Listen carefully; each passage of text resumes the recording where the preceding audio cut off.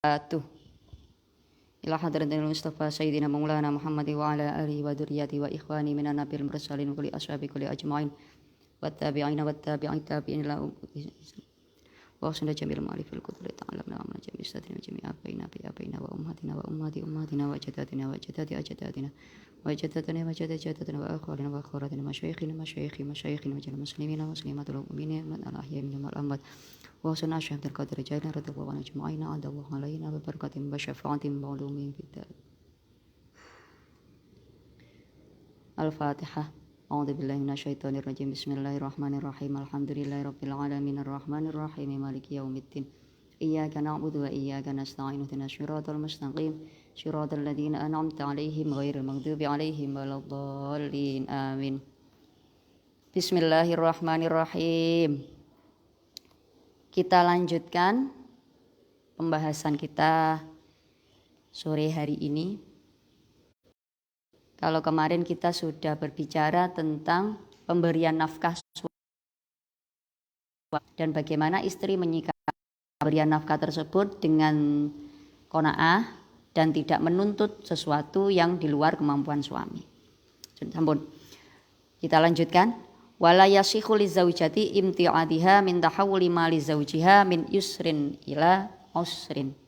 Seorang istri itu janganlah seorang istri itu berubah sikapnya ketika suami mengalami kondisi yang tidak baik.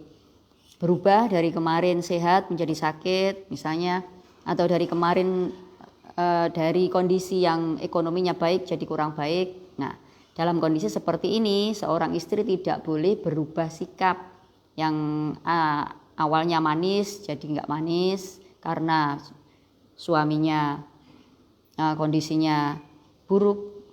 Faminal kopi yuril hali, karena perubahan sikap seseorang karena berubahnya kondisi itu adalah sesuatu yang buruk.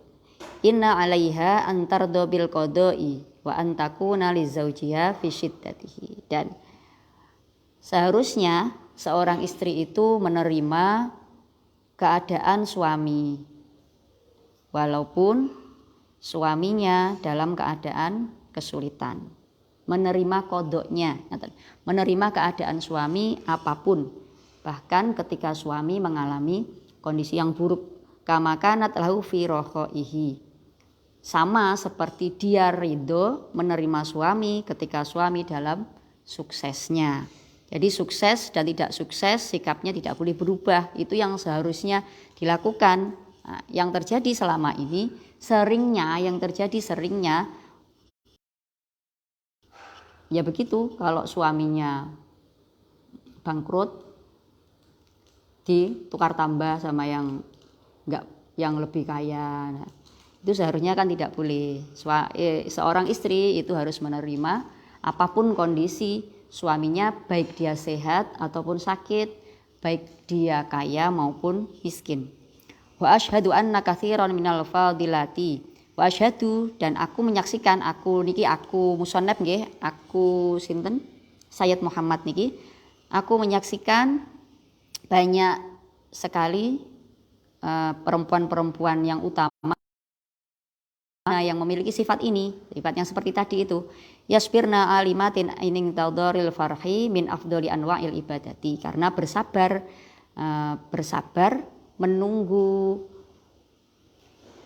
dalam masa kesulitan dan menunggu datangnya kemudahan itu adalah sebuah ibadah.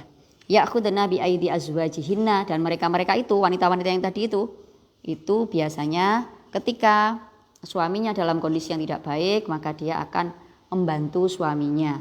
Wa ya'malna fil khiyatati wa nahwiha, mereka bekerja, menjahit dan sebagainya. Nah niki wong wedok niku kan luar biasa nggih, multitalenta, multitasking, nglakoni mengerjakan apa saja itu bisa ibu-ibu itu.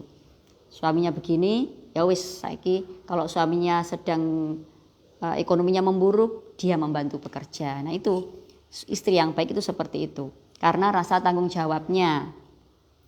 Yastatirnar rizqa hatta tanfarijal azimati wa tanqashi as-siddati, bekerja sambil menunggu membaiknya keadaan ekonomi. Wa ma ahsanal ilma bi anna ma'al usri yusra wa anna na'imat dunyawiyyi qad yasiru sahibahu ilal ana'il ukhrawiyyi. Nah, seperti yang kita tahu bahwa setiap kesulitan itu pasti disertai dengan kemudahan.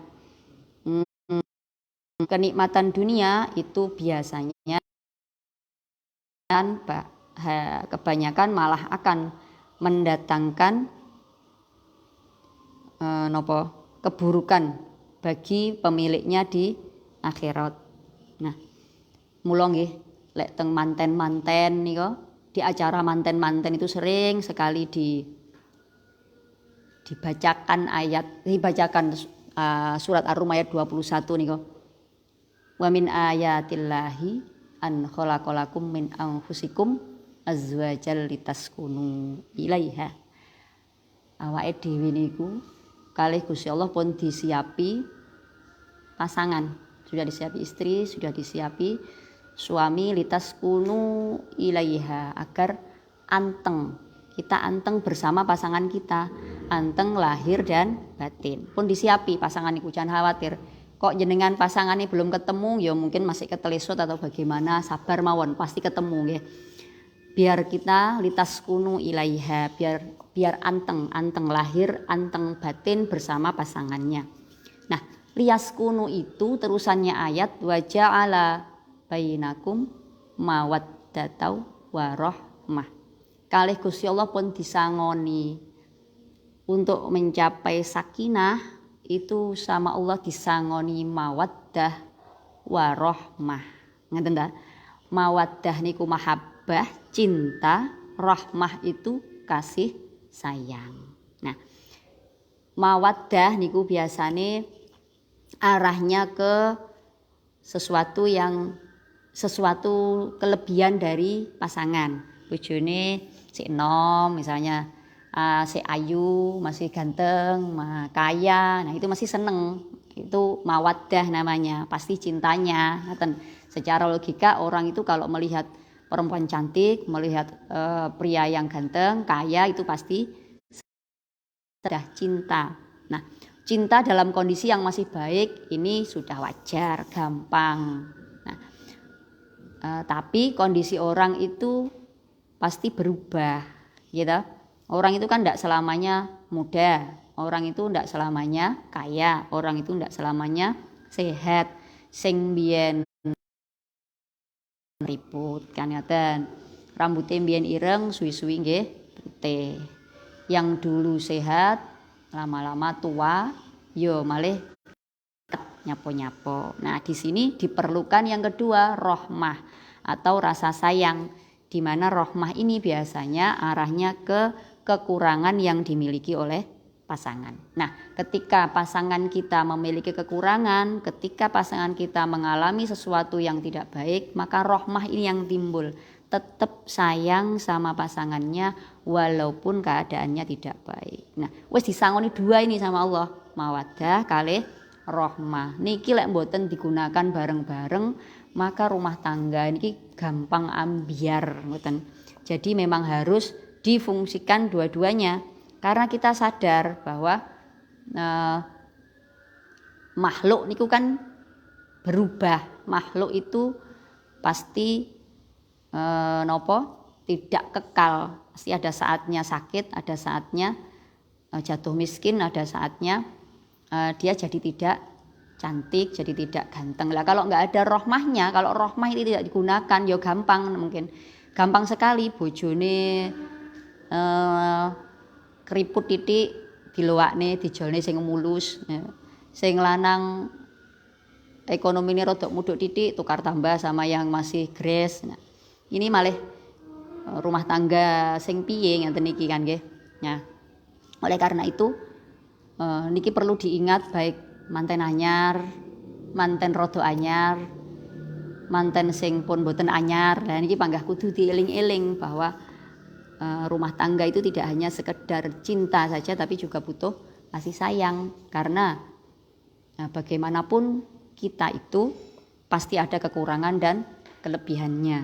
Nah, seperti ini tadi, kalau suatu saat kondisi perekonomian atau nafkah yang diberikan suami itu tidak sesuai dengan harapan, maka tugas seorang istri adalah menerima kodrat, menerima takdir, menerima kondisi dengan lapang dada dan berusaha membantu suaminya dalam menjalankan perekonomian. Nah, ini terkadang kemudian nanti setiap orang itu, karena setiap orang itu tidak sama kondisi psikologisnya. Ada yang kuat, dicoba apa saja dia tetap sabar. Ada yang sedikit saja sudah mengeluh. Maka kembali lagi bahwa dalam rumah tangga membutuhkan komunikasi yang baik antar pasangan. Sehingga ketika terjadi sesuatu yang tidak baik harus dikomunikasikan antara suami dengan istri. Tentu cara komunikasi setiap rumah tangga akan berbeda dan solusi yang diambil setiap rumah tangga akan berbeda juga. Maka kembali ke yang kemarin, qanaah adalah salah satu kuncinya. Menerima kondisi keluarga tanpa membanding-bandingkan kondisi keluarga kita dengan orang lain. Karena solusi di rumah lain belum tentu cocok dengan solusi untuk rumah tangga kita. Rawiya Ibni Abi Dunya anin Nabi sallallahu alaihi wasallam annahu qala waqad asabahu ju'un yauman fa amada ila hajarin fawadu'ahu ala batnihi syarif. Niki diceritakne, ada hadis yang menceritakan suatu saat Kanjeng Nabi niku lapar, kemudian beliau mengambil batu dan meletakkan di perutnya. Ala ruban nafsin na'imatin fid dunya ja'iatun ariyatun yaumal qiyamah. Dawuh Kanjeng Nabi, ingatlah bahwa banyak sekali orang-orang itu yang mulia di dunia, yang mendapat kenikmatan dunia, tetapi dia lapar dan telanjang di hari kiamat. Ala rubba mukrimin li nafsihi wa huwa laha muhinun. Banyak juga orang-orang itu yang memuliakan dirinya di dunia, tapi sesungguhnya dia hina di akhirat. Ala rubba muhinin li nafsihi wa huwa laha mukrimun. Dan banyak sekali orang-orang itu yang kelihatannya dia hina di dunia, tapi dia akan mulia di akhirat. Maksudnya bukan berarti orang Islam itu harus lapar, harus kemudian miskin, tidak. Ngaten loh. Tapi bisalah kita itu menggunakan harta dengan sebaik-baiknya. Enggak apa-apa orang muslim itu kaya, tidak apa-apa, asal bisa menggunakan hartanya dengan jalan yang benar, sehingga harta itu tidak akan menjadi siksa bagi kita di akhirat. Mulia itu artinya mulia di hadapan Allah, nggih. Kadang kita itu terlihat mulia di hadapan manusia, ternyata tidak di hadapan Allah. Naudzubillahi min dzalik. Sebaiknya kita itu mulia di hadapan manusia dan mulia di hadapan Allah. Itu yang baik. Selesai tentang masalah pemberian nafkah suami. Sekarang kita masuk kepada akhlak baik istri selanjutnya. Wa min husni isyratil mar'ati lizauji antakuna baratan bizaujiha. Nah, yang kedua tentang akhlak istri yang baik terhadap suami adalah istri itu harus berbakti terhadap suaminya.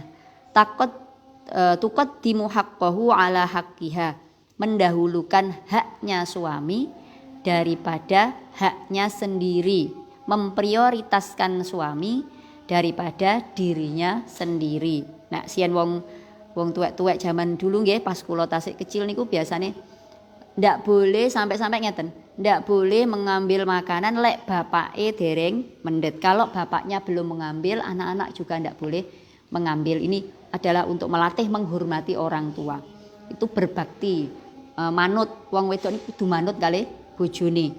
Bahkan dalam satu keterangan itu pengkiasannya adalah, dalam satu keterangan di kitab yang lain, pengkiasan berbakti itu sampai fahya raqiqatun lahu.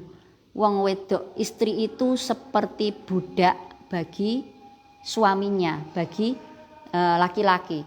Fa 'alaiha ta'atuz zauj mutlaqon. Maka manutnya istri pada suami itu mutlak wis gak enek alasan. Ndak ada alasan ndak boleh ndak manut, ngaten. Fi kulli ma talaba minha fi nafsiha, manut di semua apapun yang diperintahkan oleh suaminya, ngaten. mimma la maksiyata fihi, selama yang diperintahkan suaminya bukan berupa maksiat. Nah niki imbangane ketika istri itu diwajibkan untuk berbakti, menyerahkan dirinya kepada suami, apapun yang diperintahkan suami harus dilakukan dalam kondisi apapun dan kapanpun.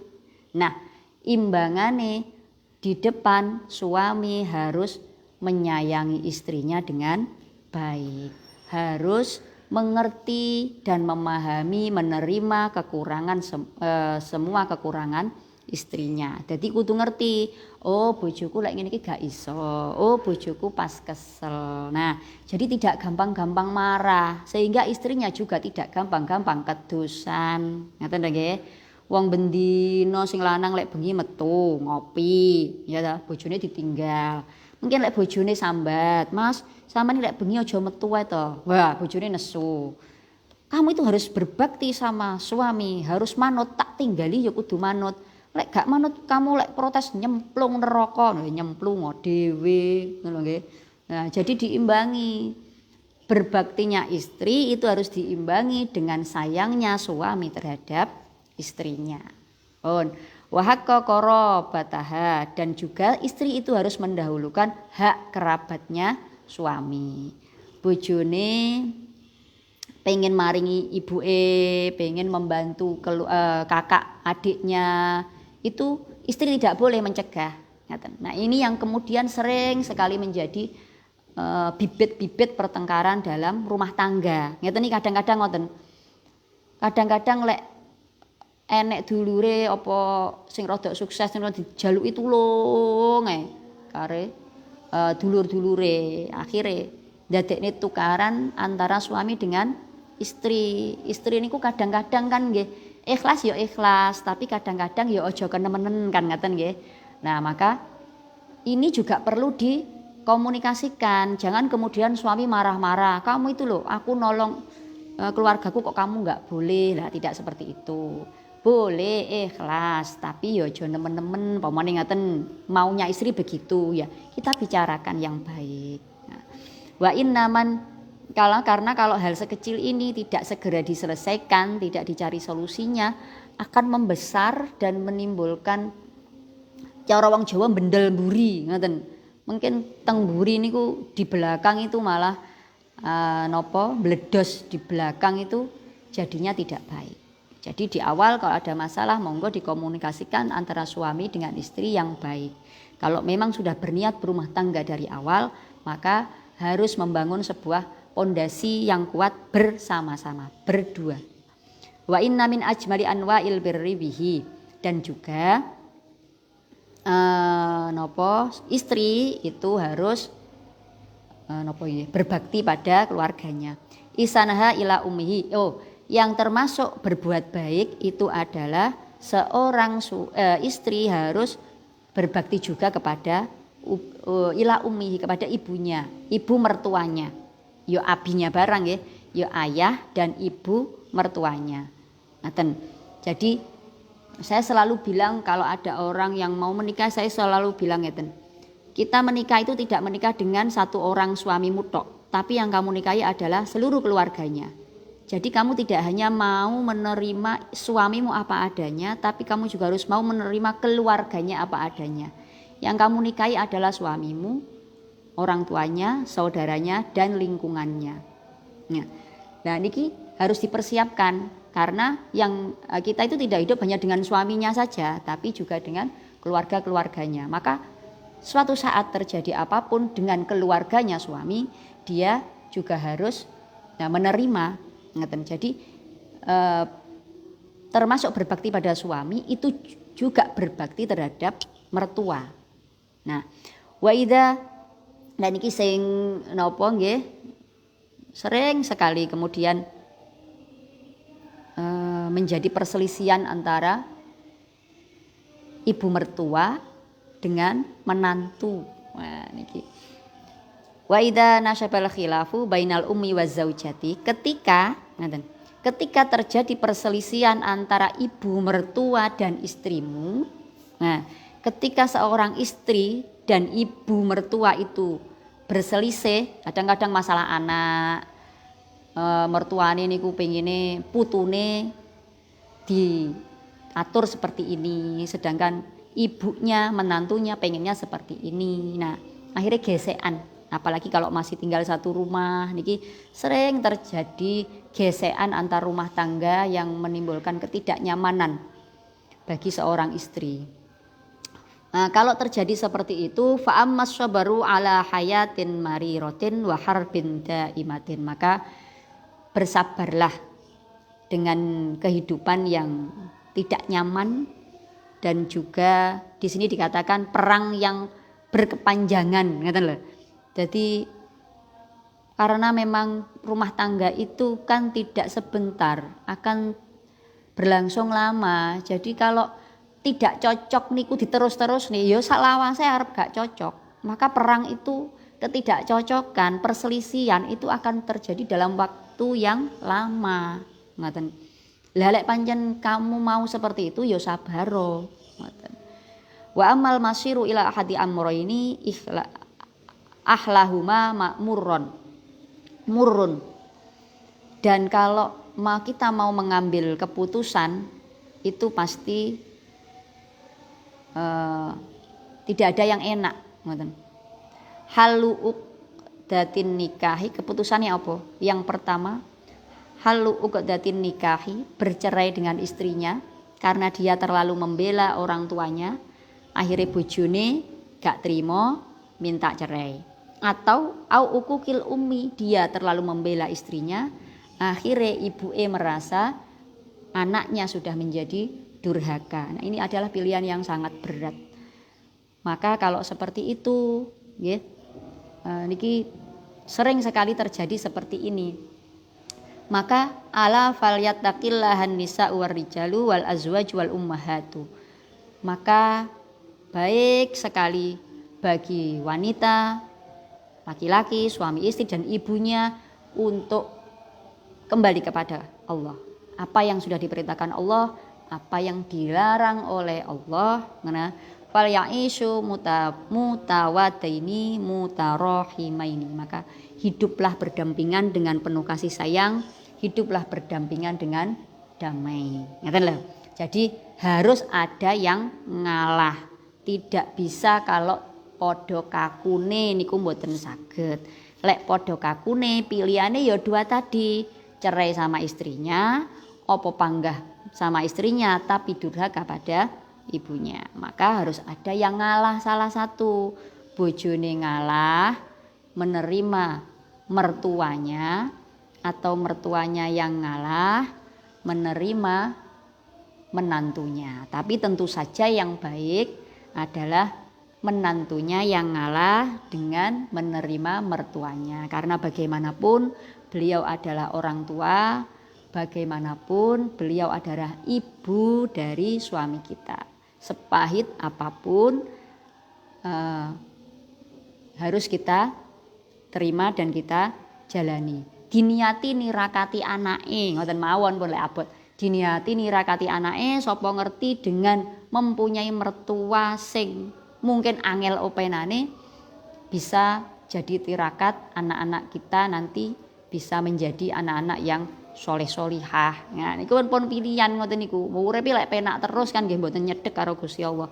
Lah karena diberi mertua sing rada angel, kita jadi lebih dekat dengan Allah, ndonga didongakne wong tuane. Ya Allah, muga-muga ibuku gek ndang oleh hidayah. Ibu gek ndang oleh hidayah. Semoga permasalahan keluarga saya segera berakhir, kan ngoten. Jadi dengan adanya masalah kita bisa lebih dekat dengan Allah. Dengan adanya masalah, terkadang Allah itu memberikan masalah karena akan mendewasakan kita. Awake dhewe luwih sabar, awake dhewe lebih bijak, awake dhewe lebih dekat dengan Allah, kan ngoten. Itu jika kita menyikapi sebuah masalah dengan positive thinking. Nah, jadi ada baiknya kalau kebetulan kita berada dalam posisi menantu yang teraniaya, lebih baik kita yang mengalah demi keutuhan rumah tangga kalau memang setelah dikomunikasikan rumah tangga ini masih bisa kita pertahankan. Maka sebaiknya kita mengalah dan mendahulukan kepentingan mertua, diniati ibadah, diniati ngelakoni perintah Gusti Allah. Nah, kesimpulan kita pada sore hari ini adalah bersikap qanaah dan membantu suami ketika suami dalam kesulitan. Dan juga kita harus berbakti kepada suami, berbakti kepada kepada ibu mertuanya dan berbuat baik kepada seluruh keluarga suaminya semampu kita. Baik, mungkin bisa kita lanjutkan minggu depan pembahasan kita pada sore hari ini. Semoga bisa benar-benar menjadi ilmu yang bermanfaat. Kurang lebihnya mohon maaf. Wabillahi taufiq wal hidayah. Wassalamualaikum warahmatullahi wabarakatuh.